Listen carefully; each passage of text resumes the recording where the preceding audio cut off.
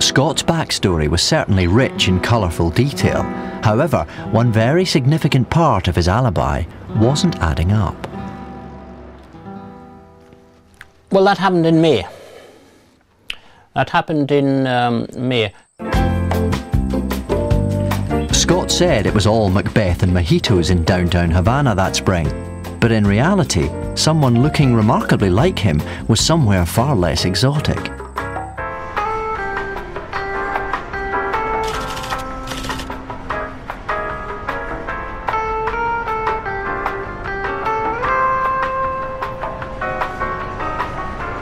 One of his favourite shops was the House of Fraser. We know he was in here during the time that he said he was in Cuba.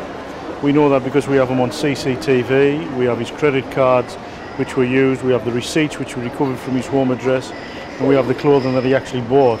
So when he's saying he's in Cuba, we know for a fact he's definitely lying to us and he's in the House of Fraser.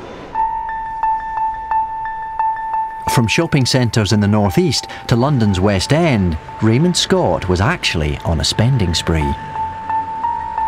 The day he's claimed to have first seen the book in Havana, he's in New Bond Street, London, buying designer shoes. And when Scott claimed to have uncovered what the mystery English book was, a day he dubbed Folio Friday, he was in Sunderland, spending £100 on 2 t-shirts. He's left footprints from May onwards throughout the UK. So I don't know if he was naive or he was just being plain stupid, but thankfully, it was fairly useful for us to plot his movements. Explain to us how you can be in Cuba and yet be in Newcastle at the same time. This is a crucial period of time because you're telling us you're in Cuba.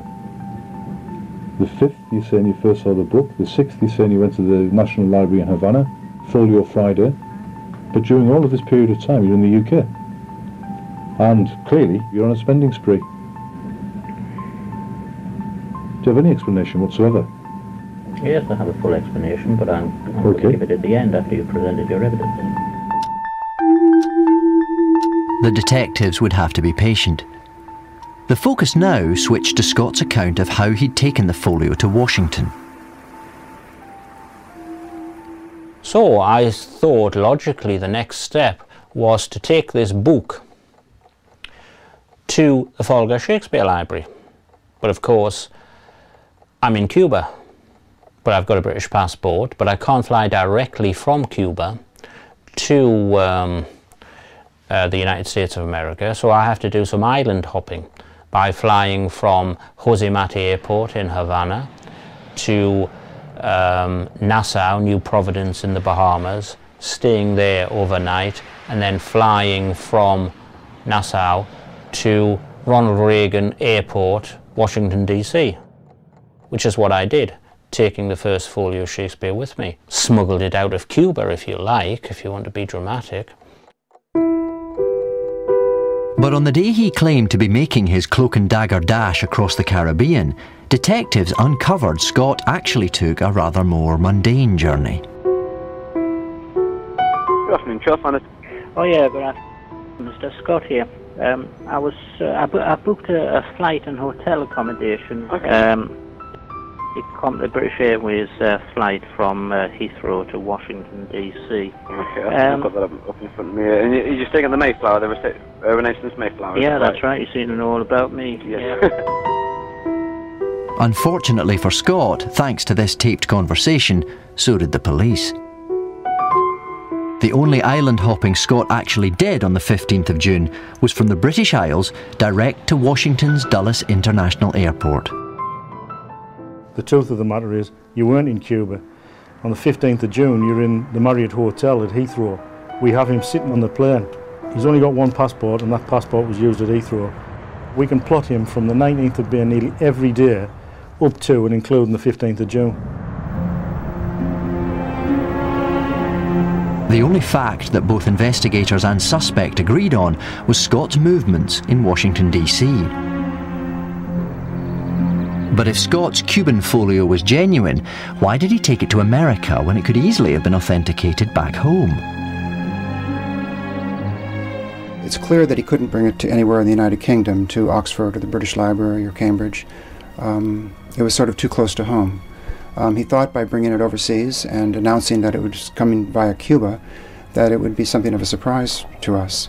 I think in many respects this is the worst place in the world he could have brought the book, because it's a book with which we are very familiar.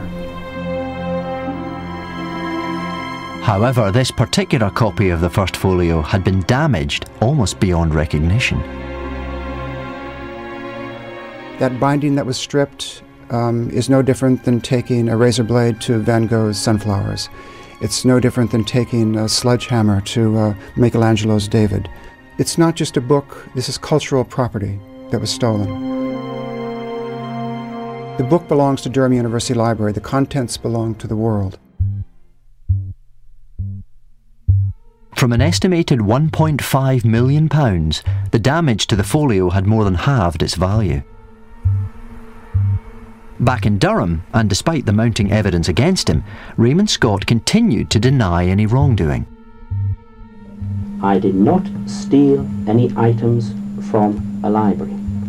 Yes, I went to the Folio Shakespeare Library, quite openly.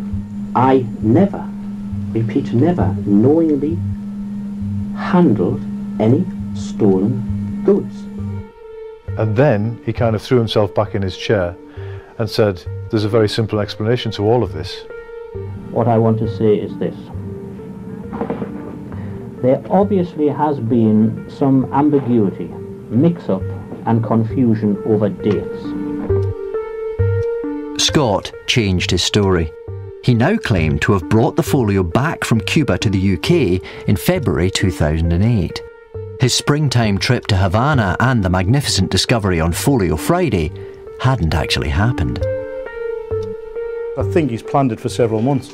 He's met the people in Cuba in certainly November, certainly in February, which is true, and he's planned his story to start in May, and he's used his experiences in Cuba to give a story, to give a front story. With that front beginning to crumble, Scott would blame the confusion on his fiancée and the big Cuban teddy bear. I said to them, I'm not sure about these dates, and they said, what difference does it make? Okay. Basically, what I'm saying is this, they have dropped me in it, I suppose.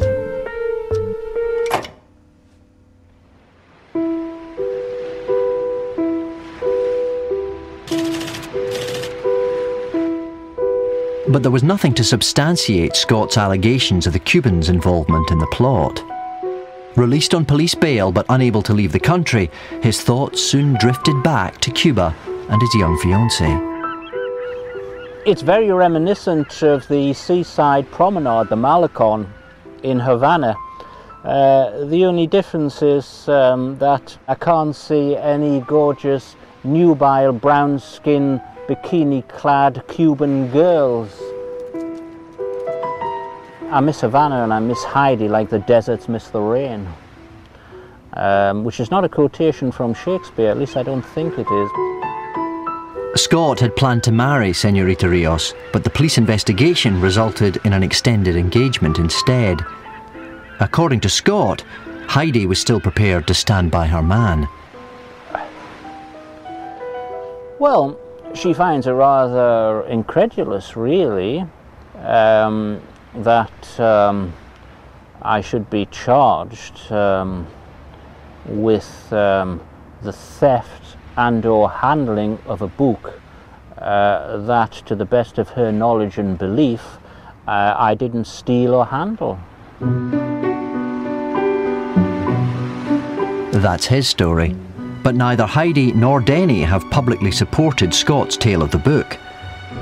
However, the Cuban story did help police establish a motive behind his attempts to sell the folio. He's obviously met this Heidi in Cuba. I would suggest he's infatuated with her. He's a 50-odd-year-old man, she's a 20-odd-year-old dancer. You know, I'm not naive as to the reason why he's suddenly become infatuated with her, and he's continued his lifestyle. And between January and May, and bearing in mind this is a man who doesn't work and is in receipt of income support, he'd sent £10,000 across to Cuba for Heidi, and that money is being withdrawn in Cuba. £10,000 in that short period of time is a lot of money.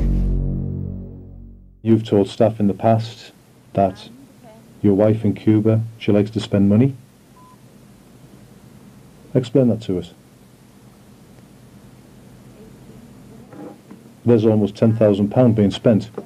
Tell us about that expenditure on that card.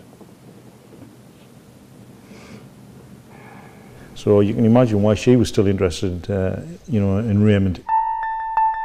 Using a post office travel card given to Heidi by Scott, someone was withdrawing around £1,000 a month from the account. A tidy sum, considering the average monthly income in Cuba is around £10.